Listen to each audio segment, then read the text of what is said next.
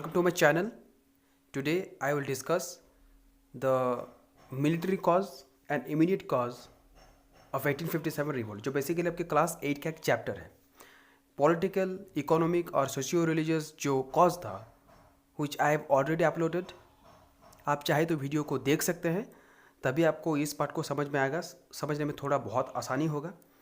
जैसे कि मैं हमेशा कहता हूँ, मैं कॉन्सेप्ट पे ही जोर देता हूँ, तो आपके कॉन्सेप्ट बहुत अच्छी हो, समझ आपको अच्छी हो, इसलिए मैंने बहुत आसान शब्दों में आपके लिए ये वीडियो लाया हूँ. आइए समझते हैं जो मिलिट्री कॉज था 1857 का. Friends, there are lots of military cause that actually created the platform for 1857.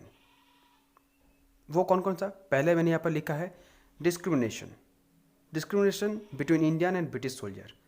Indian और ब्रिटिश सोल्जर्स दोनों ही ब्रिटिशों के लिए काम करते थे, लेकिन दोनों में बहुत फ़र्क था. दोनों को बहुत डिस्क्रिमिनेट किया जाता था in payments, discrimination in awards, discrimination in promotions also.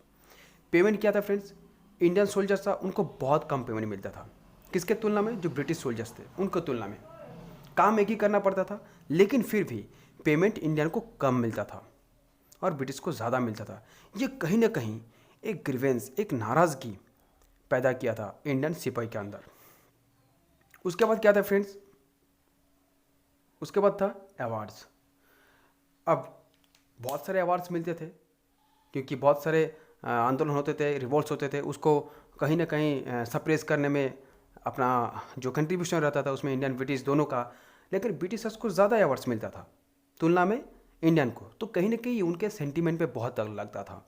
और ये कहीं ना कहीं एक आप कह सकते हैं डिससेटिस्फैक्शन है कि गुस्सा अंग्रेज़ ऑफिसर्स के खिलाफ उन लोगों का बन गया था. किसका? इंडियन जो सिपाही था उनका. और साथ साथ फ्रेंड जो सबसे बड़ी बात थी वो था प्रमोशंस. एक इंडियन सोल्जर्स को एवरेज सूबेदार जैसा ऊंचे रैंक मिलता था, उसके ऊपर रैंक कभी नहीं मिलता था.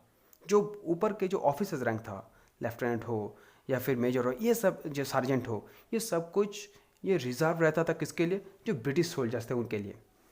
जी हाँ दोस्तों, ये सबसे बड़ी आप कह सकते हैं ये बहुत बड़ी बात थी. तो ये कहीं ना कहीं ये तीनों चीज़, discrimination in payments, awards and promotions, ये कहीं ना कहीं एक डिससेटिस्फैक्शन क्रिएट किया था. कहाँ पर? इंडियन जो सोल्जर था उनके ऊपर ये एक डिससेटिस्फैक्शन, एंगर क्रिएट किया था, जो कहीं ना कहीं 1857 का रिवोल्ट का जो बेडरॉक था उसको कहीं ना कहीं तैयार कर दिया था. उसके बाद क्या था फ्रेंड्स? दूसरे नंबर पर आते हैं इंडियन सिपाही were force to travel overseas. मैं यहाँ पर बता देना चाहता हूँ फ्रेंड्स, जो हिंदू स्क्रिप्चर था according to prescribed Hindu philosophy, sea में ट्रैवल करना बैन था. ये कहीं ना कहीं शास्त्रों के खिलाफ था. ऐसा कभी कोई हिंदू नहीं करता था उस समय. लेकिन फ्रेंड्स क्या होता था, जो ट्रेडिशनल हिंदू था, मतलब ऑर्थोडॉक्स हिंदू था, वो ऐसा कभी नहीं करते थे. लेकिन इंडियन सिपाही को ज़बरदस्ती जाना पड़ता था बाहर युद्ध लड़ने के लिए, ओवरसीज ट्रैवल करना पड़ता था. जो कहीं ना कहीं जो ये इंडियन सिपाही था, इनका मन में बहुत गुस्सा आया कि ये हमारे ऐसा काम करने को बोल रहे हैं जो हमारे धर्म के खिलाफ है. और ये कहीं ना कहीं 1857 के लिए एक कारण भी बन गया था. तो आई होप ये दोनों पॉइंट्स, जो डिस्क्रिमिनेशन था अवार्ड्स, पेमेंट्स और प्रमोशन में, और जो फोर्सफुली ट्रैवल करना पड़ता था ओवरसीज, ये दोनों कारण एक मिलिट्री कॉज बन गया 1857 का. उसके बाद क्या था फ्रेंड्स? Immediate cause. फ्रेंड्स इसको गौर से समझना, ये अलग से भी क्वेश्चन आ सकता है 2-3 नंबर का. अब पॉलिटिकल, सोशियो इकोनॉमिक बहुत सारे कॉज, साथ साथ मिलिट्री कॉज, एक प्लेटफॉर्म तैयार ऑलरेडी किया था. लेकिन फ्रेंड्स जैसे कि पटाखा फाटने के लिए एक चिंगारी की ज़रूरत होती है, वैसे ही 1857 शुरू होने के लिए एक चिंगारी, एक स्पार्क की ज़रूरत थी. जो स्पार्क कहाँ से मिला? एनफील्ड राइफल में. इसीलिए मैंने इसे लाल इंक से लिख दिया है, ये डेंजर है. इसलिए यहीं से एक स्पार्क, एक चिंगारी भड़क उठा था. किसके खिलाफ?